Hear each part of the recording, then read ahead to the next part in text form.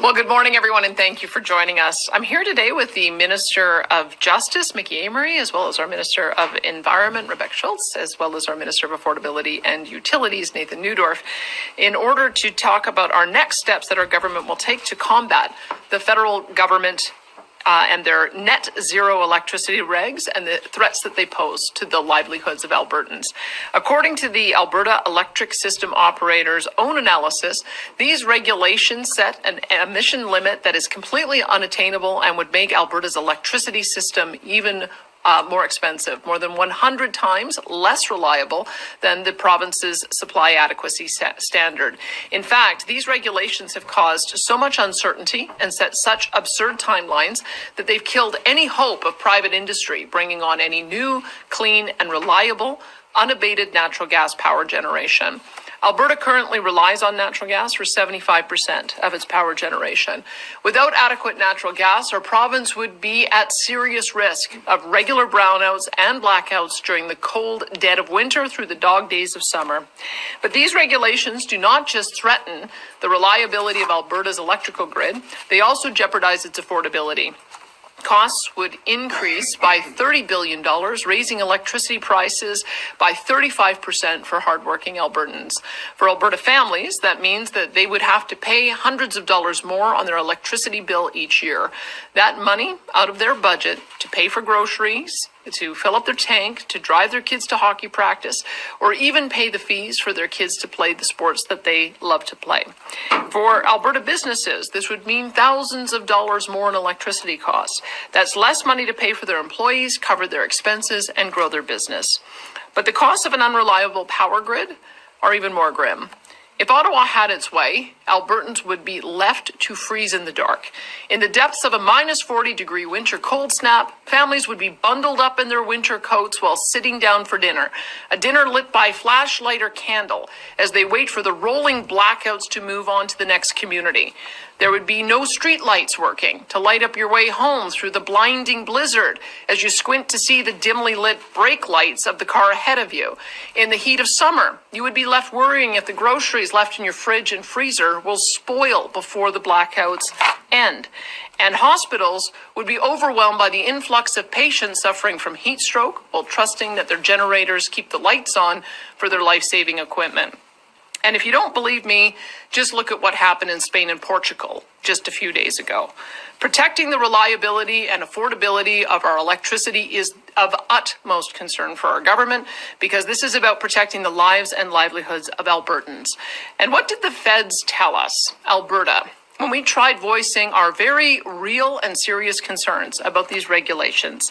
They told us, too bad, we're going to do it anyway. In fact, they refused to work with Alberta or listen to Canadians while developing their net zero electricity regulations.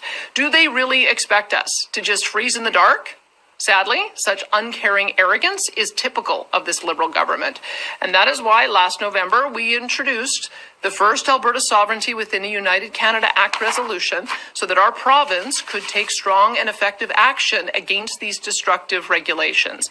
And today we are taking another step to protect Albertans' livelihoods by challenging the constitutionality of the net zero electricity regulations in the Court of Appeal of Alberta, and we look forward to making our case. Alberta will no longer tolerate having our livelihoods threatened, our industries targeted, and our resources landlocked by Ottawa. We will not accept their reckless and dangerous policies that will harm our economy, stifle our energy industry, jeopardize the reliability of our electricity grid, and raise electricity prices for Albertans. Prime Minister Mark Carney must immediately commence working with our government to reset the relationship between Ottawa and Alberta with meaningful action rather than hollow rhetoric. We will not sit by quietly. Albertans expect to be treated with fairness and respect, just like any other province in this country. Our government will not blindly accept unconstitutional net zero regulations that put Albertans in harm's way. We will always stand up and fight for our province, and we will not let Albertans freeze in the dark. And with that, I would like to invite Minister Mickey Amery to speak more to this issue. Well, Thank you very much, Premier, and good morning to all of you. As the Premier has already advised, Alberta is referring a question on the constitutionality of the federal government's clean electricity regulations to the Court of Appeal of Alberta. The federal clean electricity regulations were introduced in 2024 and impose strict carbon limits on fossil fuel power in an attempt to force a net zero grid by 2035. This is an unachievable target given the current technology and infrastructure. The reliance on unproven technologies makes it nearly impossible to operate natural gas plants without costly upgrades, threatening investment, grid reliability, and Alberta's energy security. As the Premier has stated and said time and time again, these targets are just not realistic for Alberta, and they intrude deeply into areas of exclusive provincial jurisdiction, with real consequences for electricity prices, reliability, and Alberta's economy. Canada's constitution is absolutely clear. The provinces have exclusive jurisdiction over the development, conservation, and management of sites for the generation and production of electrical energy. The clean electricity regulations fail to acknowledge the unique characteristics of Alberta, Alberta's climate, its economy, and the electrical power system. It is clear that the federal government's new regulations are not actually about reducing emissions. Instead, just like with the ill-conceived carbon tax, families, businesses, and the province will be punished. The courts have agreed with us on similar questions of federal overreach, and we are confident that they will agree with us in this. The federal clean electricity regulations seek to regulate in an area of exclusive provincial jurisdiction and are therefore unconstitutional. We are prepared to fight the clean electricity regulations to defend Alberta against the risks that they represent. I'll now turn it over to Minister Schultz, who will talk more about Alberta's proactive approach to reducing carbon emissions. Thank you. Well, thank you, everyone. Premier and Minister, good morning. As Alberta has said all along, the so-called federal clean electricity regulations won't reduce emissions, but will increase punishing costs on families and businesses and can lead to supply shortages at the worst possible time for people across our province. We submitted our thoughtful and detailed analysis, as did other provinces, all arguing that these regulations simply do not work, would risk the affordability and reliability of our electricity grids, and of course, public safety for all Albertans. But Ottawa didn't listen. Industry groups, businesses, and regular Canadians from coast to coast told the federal government that these regulations were reckless, that they would drive up costs, that they would kill jobs. Again, Ottawa didn't listen. Then we launched the Tell the Feds campaign. We illustrated the power going out on regular, everyday Albertans, leaving families wondering, is it that we can't afford to pay our bills anymore because of these federal Liberal policies, or is it that there isn't enough power in the grid because of these policies? And still, Ottawa refused to listen. Instead, they favored an eco-radical activism agenda over good policy that actually benefits the environment and the economy. This is about an agenda of shutting in and shutting down production, and as you've heard, it will leave Albertans in the dark. We can't risk putting families at risk from safety and affordability impacts at a time like this. I am honored to be working alongside the Premier and my colleagues to protect Alberta's economy and consumers, and to refer the constitutionality of these regulations to the Court of Appeal.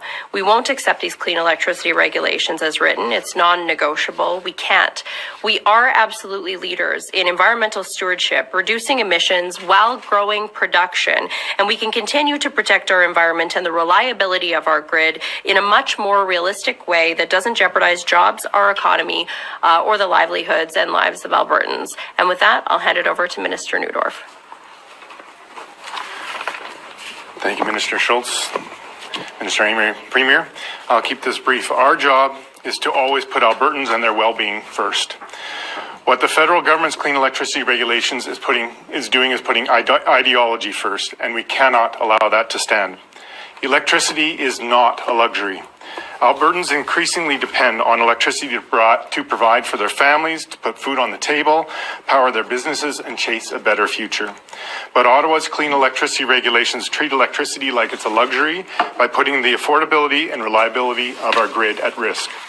They will create barriers for our world-class energy industry that literally powers our economy and Albertans' success. These regulations would be disastrous for affordability, increasing power prices by 35%, while making our grid 100 times less reliable at a time when Albertans and Canadians are relying on power more than ever. Ottawa needs to understand the intermittent nature of renewables and why natural gas is so crucial to ensuring that we have reliable, dispatchable baseload power in our northern climate. Ottawa needs to understand the human cost and the real harm that they will inflict through these regulations. I'm proud of a government that is taking a step to protect Albertans from dangerous federal overreach. Thank you very much. Thank you, everybody. We'll now go into our Q&A. We'll be taking one question, one follow-up. We'll start off with questions here in the room before making our way to the phones. Of course, raise of hands, thank you. We'll start off with Julia, then we'll go to Shay. Hi, this question for the Premier, Julia Wong, CBC National. There was a letter sent to yourself and one also sent to the Prime Minister from the Chief of Sturgeon Lake Cree Nation and the Chief of the Mikisew Cree First Nation.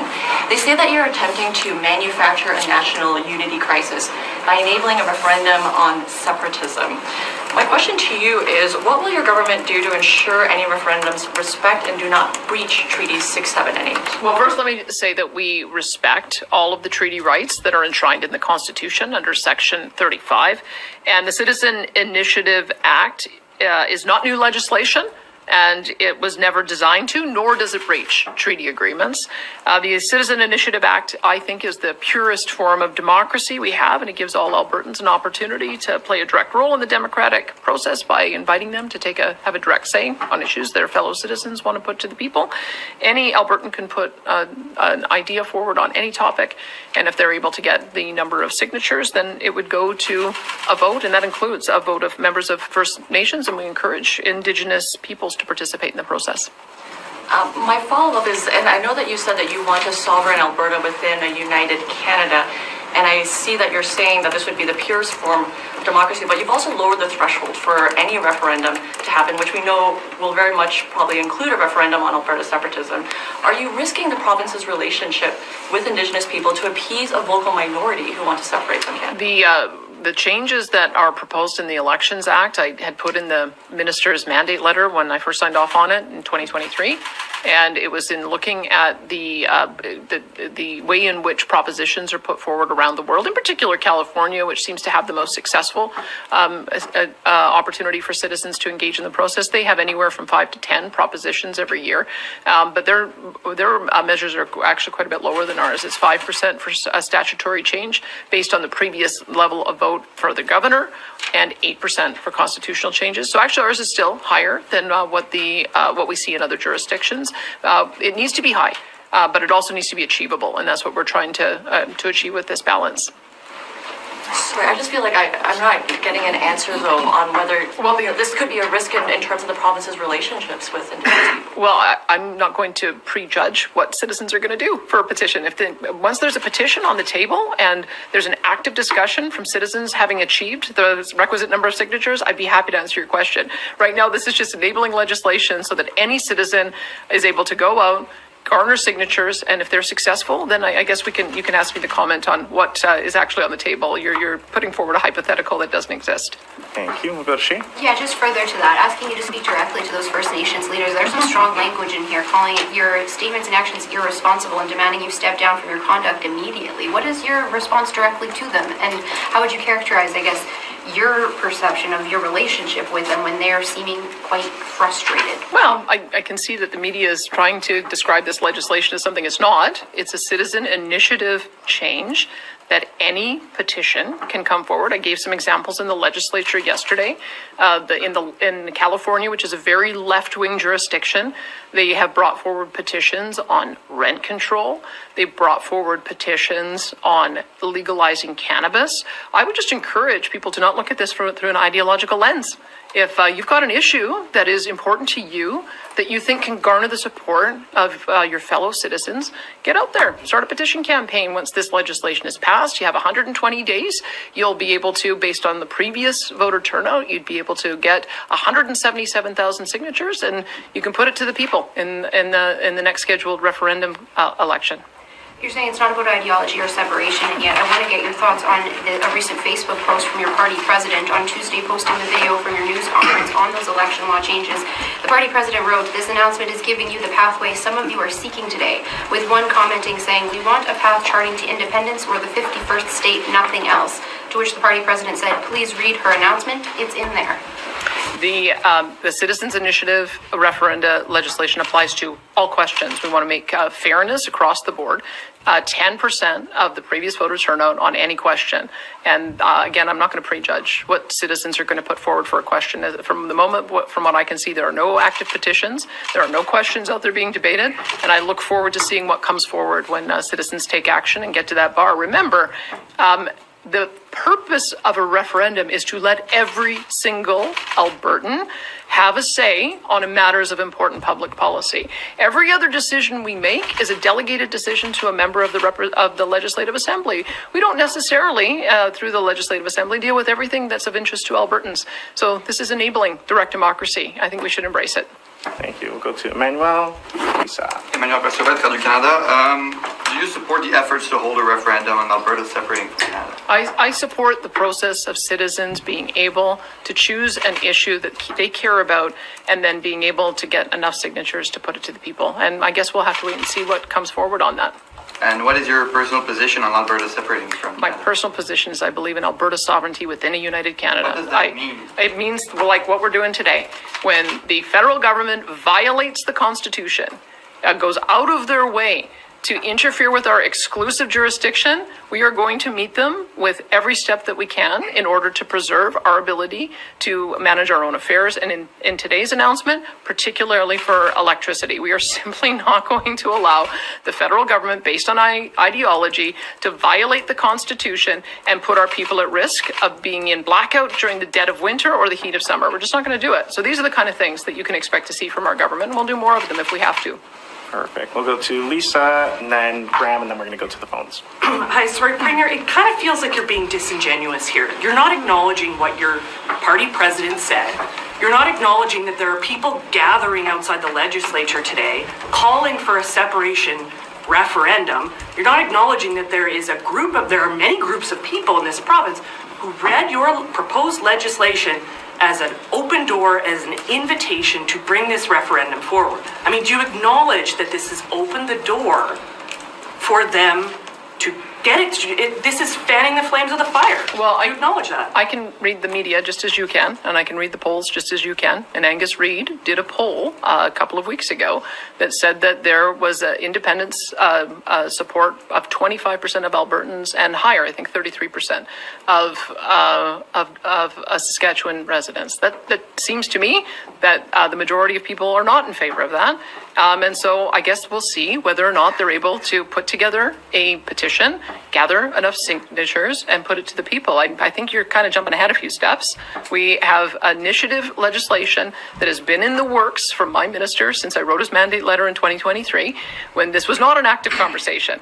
This legislation came forward now because we have a whole pile of rules that we need to change, because we have to start preparing for a provincial election in 2027. So this is just part of the process. And we had heard from the public on both our recall legislation and our citizen initiative that the bars were set too high, and they wanted us to bring them down so that certain questions could be achieved through a petition campaign at a more reasonable level. We looked around the world. We looked at California, which I think is really the hallmark of this type of legislation, and we brought our amounts down to align with that. And I need to ask about this lawsuit or referring this issue to the Court of Appeal. Can you just walk me through the timeline here, because I'm confused? In March, the Premier had a list of 9 demands to whomever becomes Prime Minister, and one of them was this issue, to address this issue. Mark Carney hasn't appointed a cabinet yet. We don't know who the Environment Minister is. We have not hit that 6-month mark. It seems like they haven't even had a chance to address it. So why are you bringing this forward now? Well, most certainly. Let me take you back just a little bit. We know that the Clean electricity regulations were introduced in 2024, we tried to work with the federal government to try and provide our input time and again to see if we could help address some of our concerns.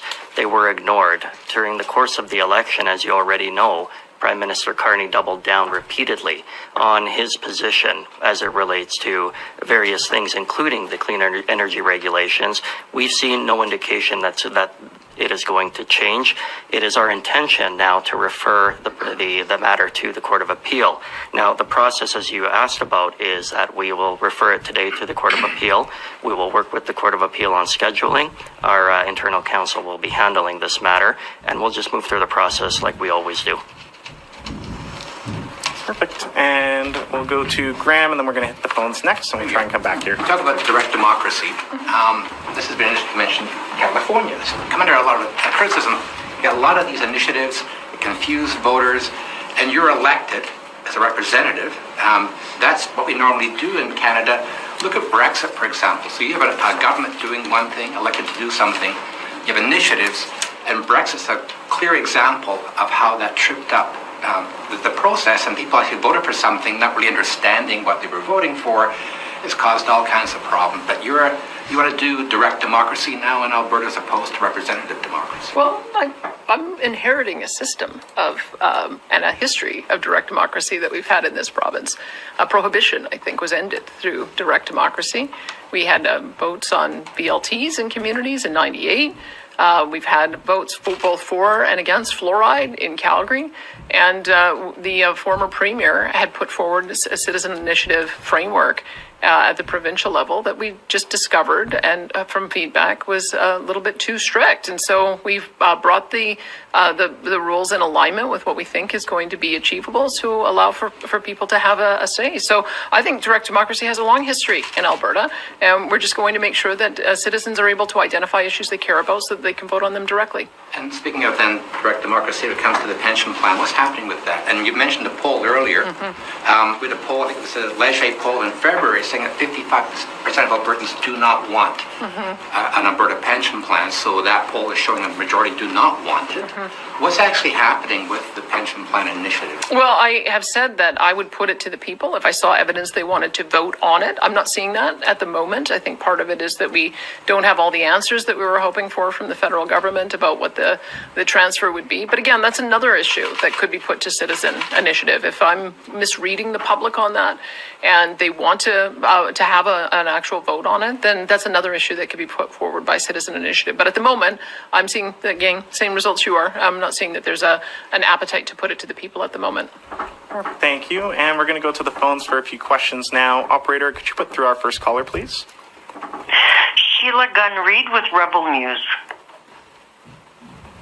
Premier, canola is a $44 billion industry. It supports 206,000 jobs, 40,000 Western farmers.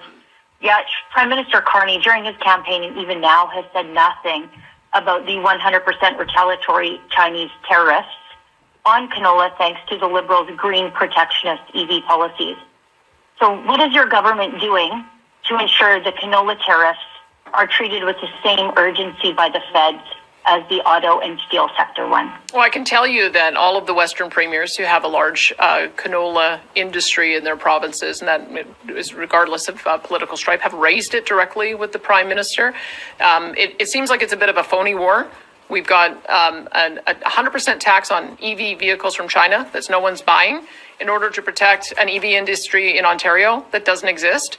And in return, we are seeing punishment on pork and canola in our Western provinces, which are product people do want. So I think the Chinese have been very targeted and direct in how they're trying to split our country up. And I think we need to revisit that.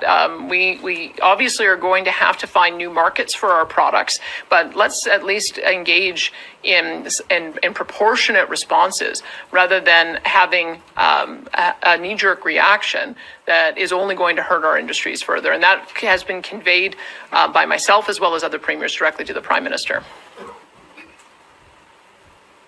The Bloc leader, who will hold some power and influence over Carney's minority cabinet, has just said that there is no future for oil and gas in Quebec or anywhere for that matter. Carney has also said he would allow a Quebec veto over pipelines. So how does Alberta then respond if no pipelines east is the deal that helps Carney keep his government from falling? Well, I would hope that's not the case. The Canadian people did not vote for fringe voices like the Bloc Québécois, or fringe voices like the Green Party, or fringe voices like the NDP to control the agenda for the next while here. What Albertans and Canadians voted for was for Canada to become an economic superpower. And that means also an energy superpower. And that is what I would fully expect Mark Carney to do. I hope that he's able to continue forward with an agenda that perhaps even the Conservative opposition would support him in. That's what I think the message of the election is. And I would surely hope that he's not listening to fringe voices from a party that is solely committed to breaking this country up.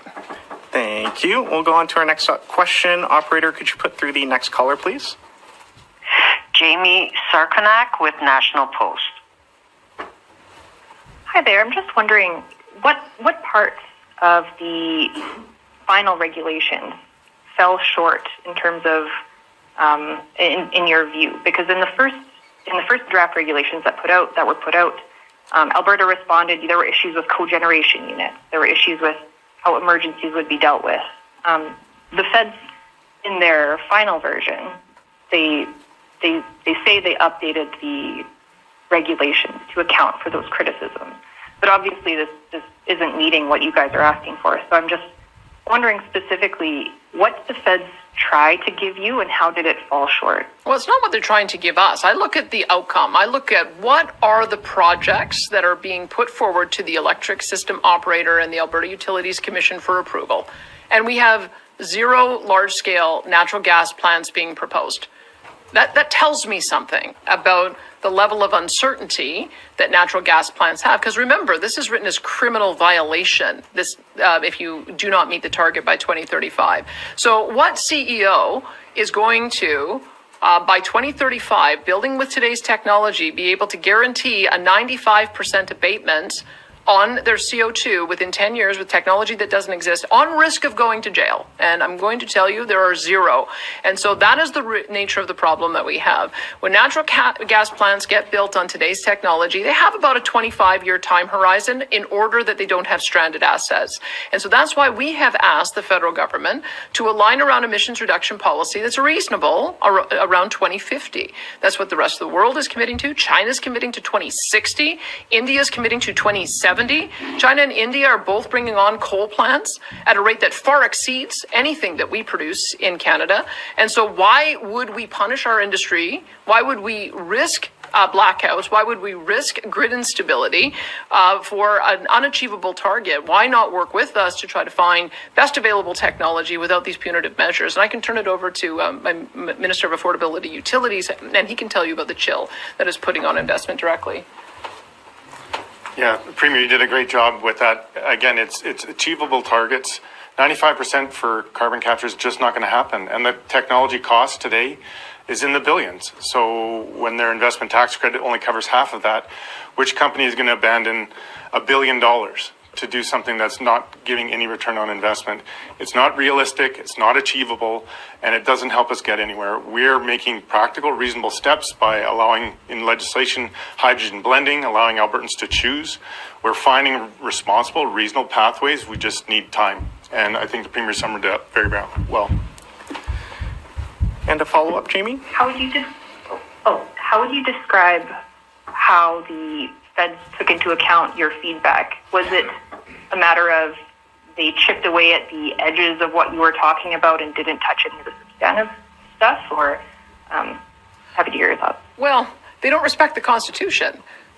Section 92 of the Constitution not only enumerates our exclusive jurisdiction, that's the word in the Constitution, exclusive jurisdiction over resource development and the development of electricity. And there's a reason for that. It's because every province has different endowments and different abilities to generate electricity. That is why it has been assigned to the provinces to make these decisions.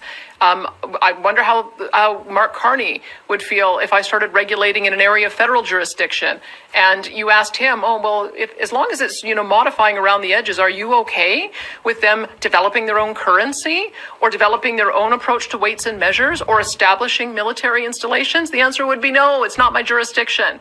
And that is foundationally the problem. This is not their jurisdiction.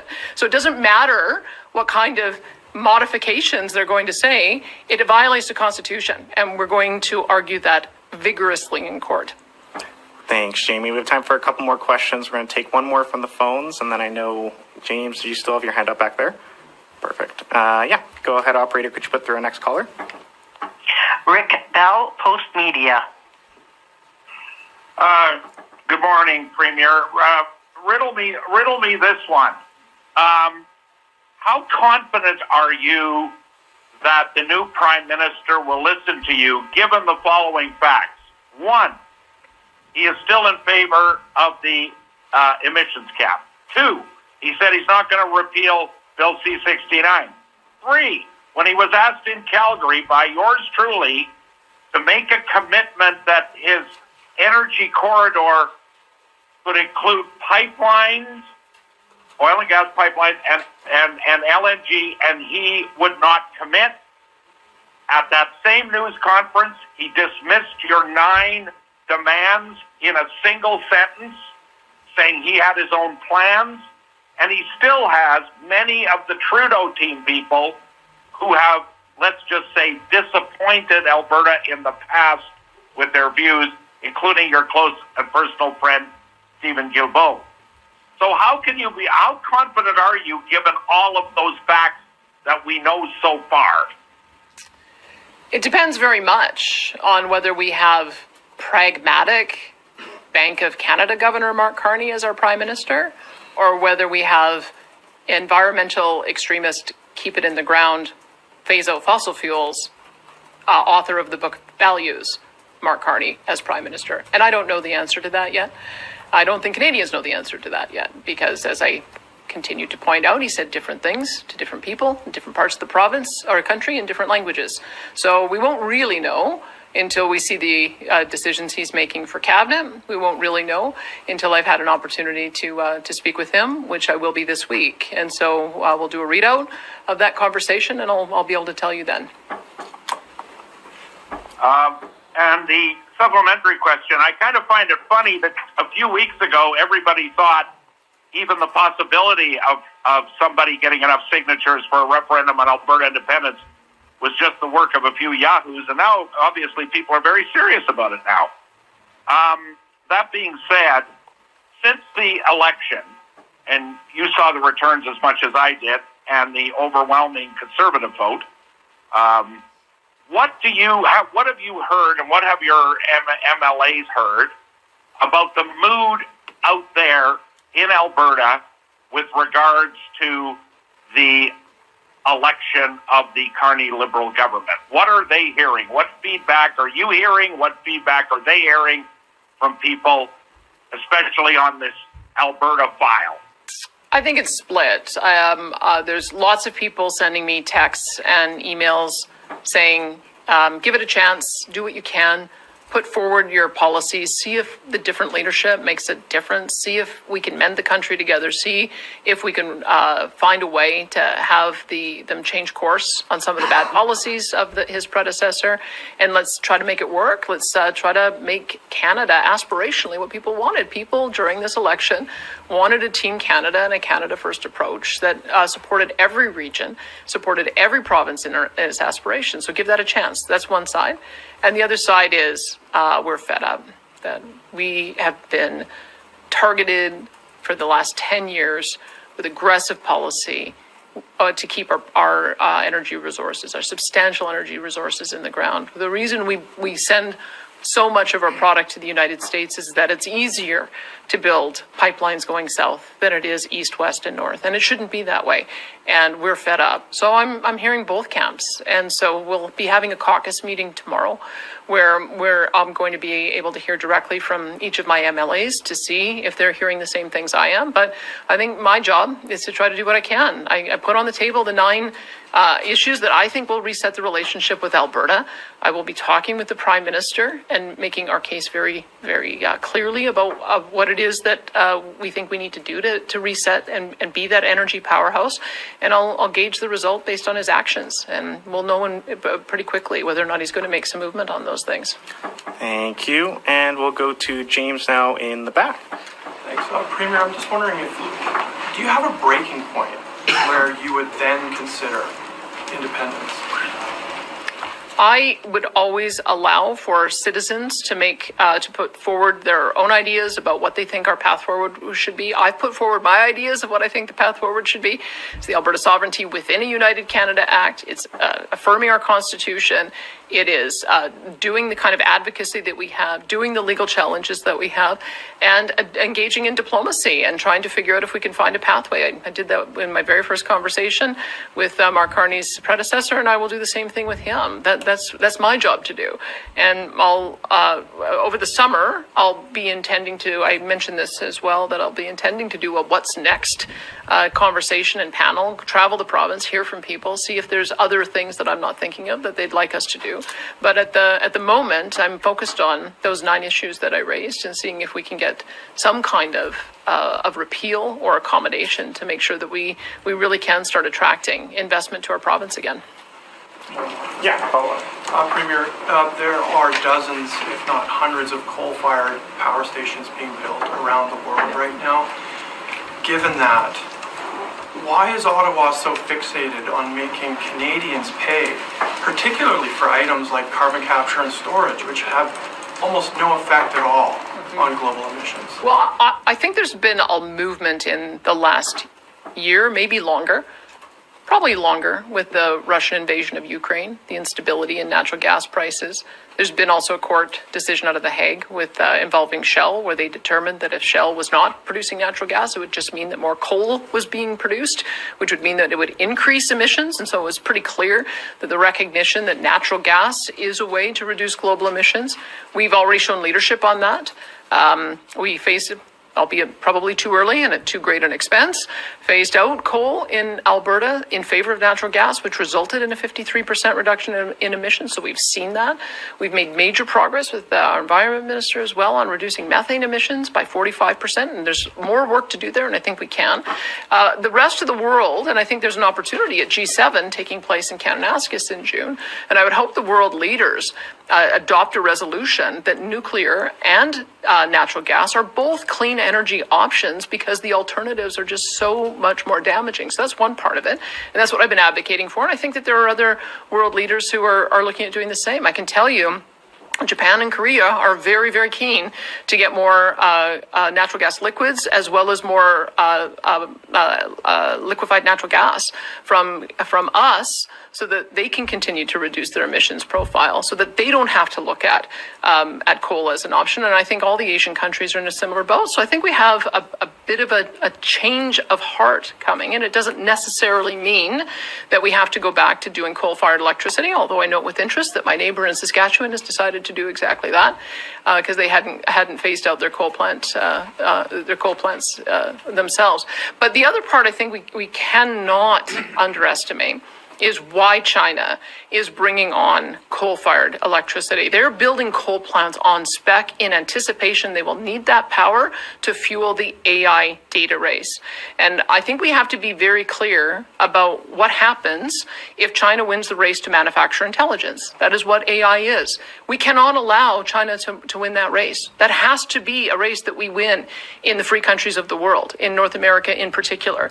And we have the ability to do that, along with our friends in Quebec, who have been at the absolute lead in developing data centers, and many of their companies are looking at investing here.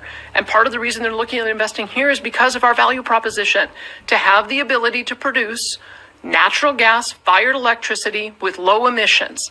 And that is exactly why we need to have the freedom, as we are going to argue in the court, to be able to have control over our natural gas, have control over our electricity grid, and be able to work with those nations who want to invest in this AI data race to be able to make sure that we win that race. And that's all the time we have for questions today. Thank you, everybody, for joining us. All right. Thanks, I always meet with the chiefs. Yep. We have a very good relationship with them. I'll look at my schedule, but I'd be happy to. We often have protocol meetings